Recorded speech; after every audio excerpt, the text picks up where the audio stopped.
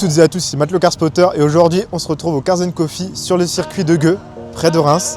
Alors on a de la chance, là on est plutôt sur un temps ensoleillé parce que tout à l'heure il pleuvait, c'était pas trop rose.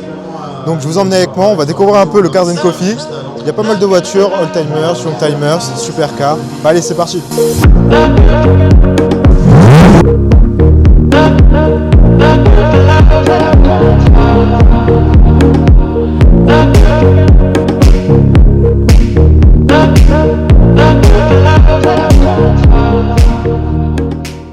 Bon, le premier véhicule, petite marque italienne, Alfa Romeo, moteur Ferrari, plus de 500 chevaux.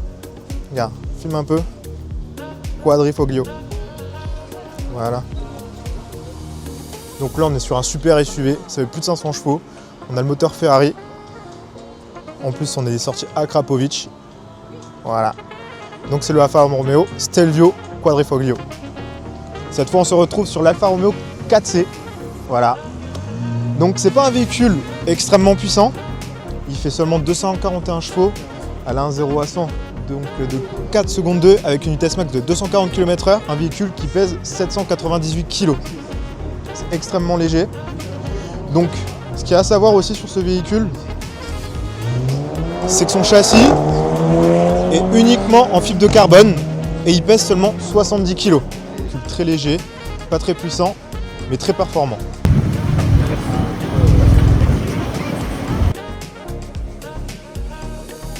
Bon, cette fois, on se retrouve encore une fois dans le coin Alfa Romeo. Et on n'a pas trop le temps là, je vais me diriger directement vers la Zagato.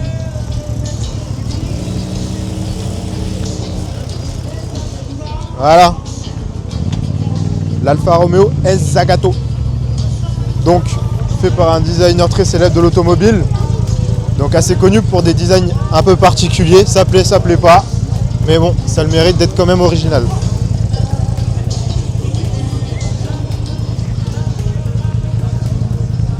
Voilà, vas-y viens.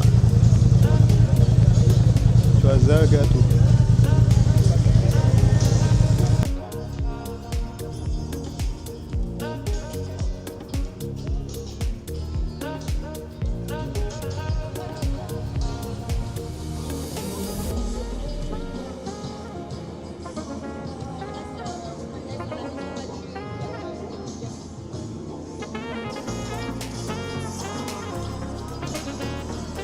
Bon là on a une jolie américaine à côté de moi, à côté du château, une Shelby GT 350.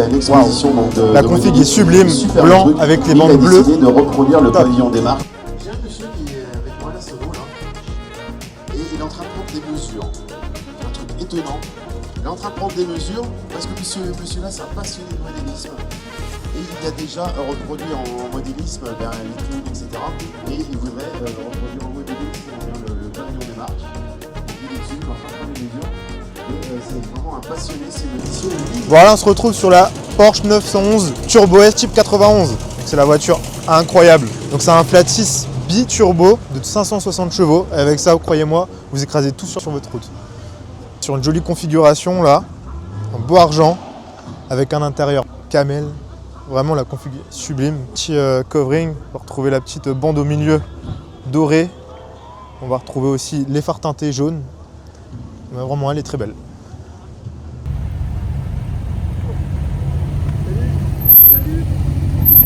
Cette fois-ci, on se retrouve sur une Maserati Gran Turismo S dans une config tout simplement sublime avec un blanc nacré et à l'intérieur rouge. Vraiment, ça c'est une voiture de dingue, ça fait une sonorité de fou. C'est un moteur Ferrari.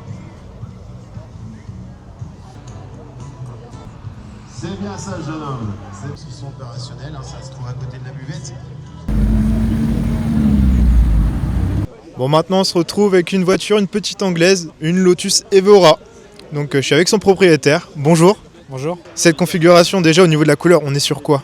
C'est un blanc nacré, une option usine. Les rouges, c'est... Non, tout ce qui est rouge, c'est de la transformation, pas d'origine. Ok, donc c'est un covering. Je l'ai acheté comme ça. Ouais, Ok. ouais, c'est un covering. Donc de ce que vous m'avez dit, c'est pas une S, mais c'est une configuration plutôt S.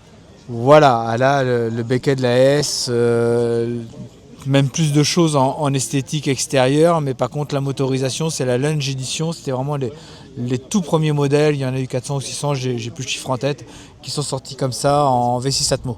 Ok, donc pour rappel, c'est un V6 Lexus, donc du groupe Toyota. Forcément, Lexus est la marque luxe de Toyota. Et du coup, Lotus a emprunté ce petit moteur de Lexus pour le mettre dans son Evora. C'est des petits rajouts. Ouais, ça, petite moustache. Je l'ai acheté comme ça en fait. Voilà, j'ai le coup de cœur sur l'esthétique du véhicule et la transfo qui a été faite avec goût. Et effectivement, tous les appendices aérodynamiques ne sont pas d'origine. Rond d'origine. Non, l'aileron d'origine est beaucoup plus petit. Là, c'est vraiment, on a le bouclier de la S et l'aileron de la S. C'est pour ça qu'il y a marqué Evora S sur l'arrière. Mais on est bien sur le V6 Atmo parce que la Evora S avec un V6 compressé qui faisait 350 chevaux. Et là, on est à 300 chevaux. 300 chevaux, ok. Donc là, c'est vraiment atmosphérique, il n'y a pas de compression. Et au niveau des performances, sur le 0 à 100 et la vitesse max, on est à 5 secondes, je crois. Ouais, c'est 5 secondes. Ouais. Et de la vitesse? J'ai pas testé jusque-là. Bon, j'ai pas aussi regardé, mais je pense qu'on a combien de 300 chevaux? Pour combien de kilos? Une tonne 3, une tonne 4, je crois. Une tonne 3. Bon, on est, je pense, sur du 270, 280, je pense, au niveau de ces perfs-là. Après, au niveau des suspensions, c'est assez rigide, c'est assez souple. C'est la Lotus un peu plus confortable qu'une Exige ou qu'une Elise, un peu plus spacieuse aussi. On est plus dans un esprit Porsche avec un V6 et un peu plus de confort. Malgré tout, ça reste quelque chose de ferme, c'est un gros karting, mais c'est utilisable quasiment au quotidien. Plus l'accessibilité à l'intérieur qui est sportif. Ah oui? Bon, on va passer à l'intérieur alors.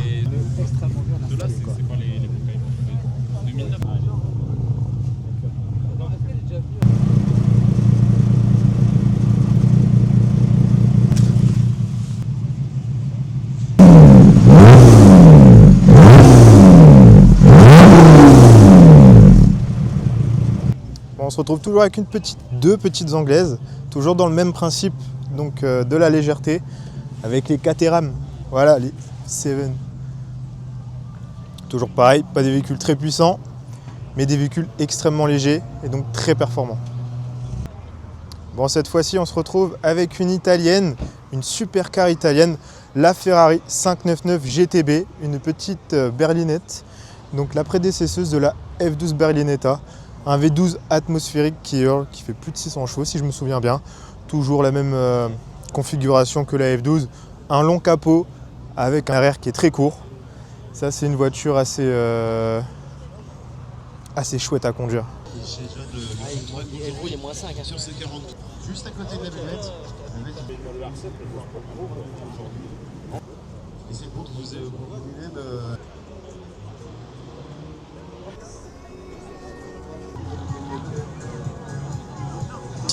On est sur une Shelby Cobra. Voilà. Donc je pense pas que ça soit un véhicule d'origine, enfin du moins la longueur des circuits. Une vraie voiture Cobra. Je pense que ça soit une réplique parce qu'une vraie, je crois qu'on est plus sur un demi-million. Mais c'est toujours exceptionnel comment c'est beau une Shelby Cobra. Voilà. Donc on est sur un véhicule assez compact et assez massif à chaque fois. Hein. Donc le véhicule n'est pas très long, par contre il a des arches de roue extrêmement larges. Voilà. On a quand même les échappements latéraux.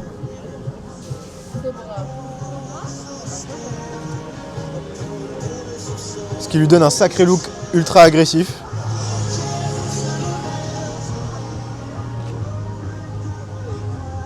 Même à l'arrière, avec les chromes, les petits feux arrière avec les petites ampoules.